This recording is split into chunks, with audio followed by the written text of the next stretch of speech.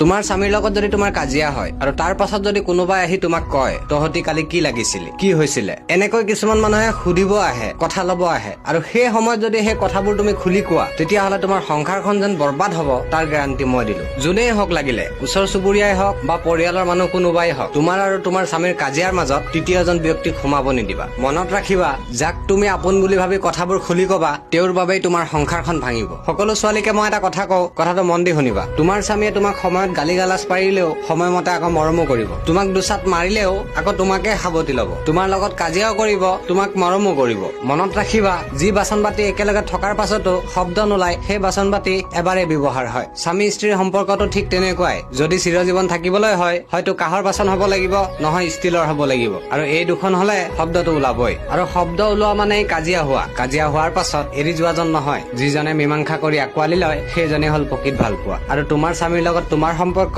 তোমাৰ পত্নীৰ লগত তোমাৰ সম্পৰ্ক কাগজৰ বাচন বাতিৰ দৰে নে ষ্টীল আৰু কাঁহৰ বাচন বাতিৰ দৰে, জনাবলৈ নাপাহৰিবা। ধন্যবাদ।